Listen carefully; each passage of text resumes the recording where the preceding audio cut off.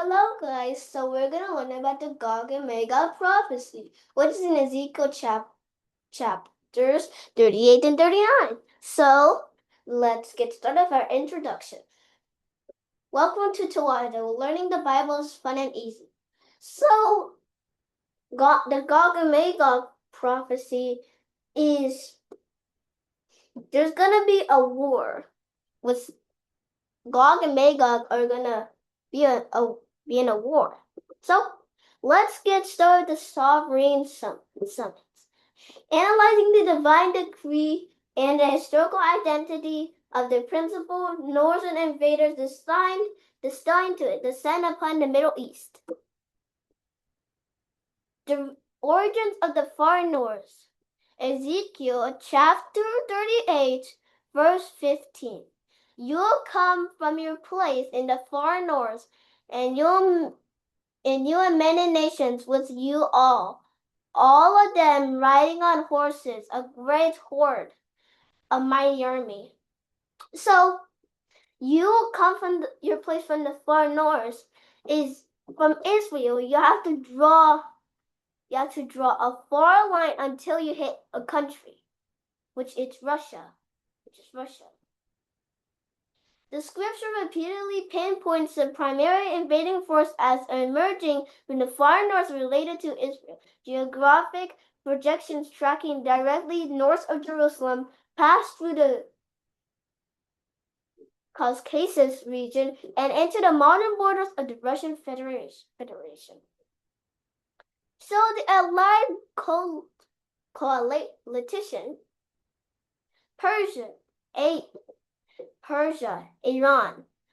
In Ezekiel 38, verse 5 explicitly names Persia, which changes modern name to Iran in 1935, representing a formidable Eastern military component.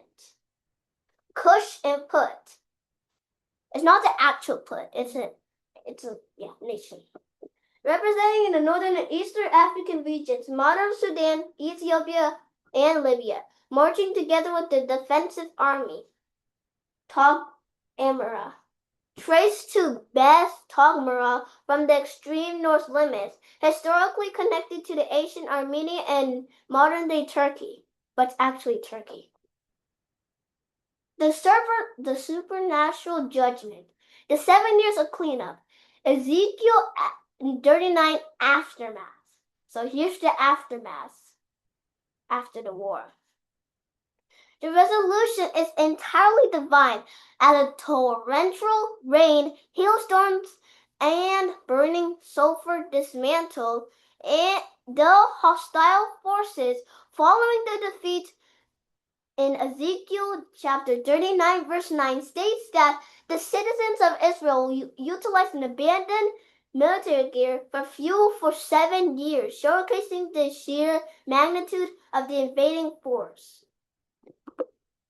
The preconditions of the war, the specific timeline, indicators, and statehood checklist that it must be physically manifested in the land before this cosmic clash can occur. The prophetic preconditions.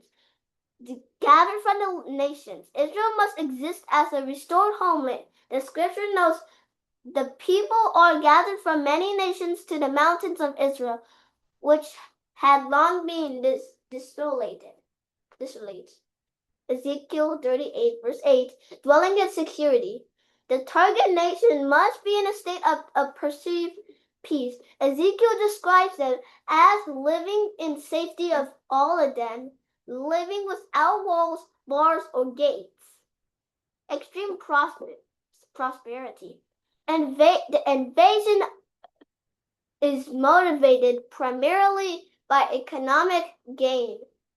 The coalition intends to seize, spoil, and carry off plunder, to take silver and gold, to carry away livestock and goods. Ezekiel chapter 38, verses 12 to 13. A sudden storm. In Ezekiel 38, verse 9, it says, "You'll advance, coming on like a storm. You'll be like a cloud, covering the land, and you and all your troops and many nations with you. The scripture text characterizes that the politicians' dozens as an immediate, sweeping tactical envelopment. The scale of the military advance resembles a physical storm cloud enveloping the valleys of Israel.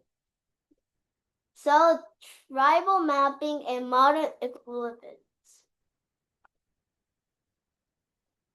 Let's just ignore this. So, the geopolitical collation.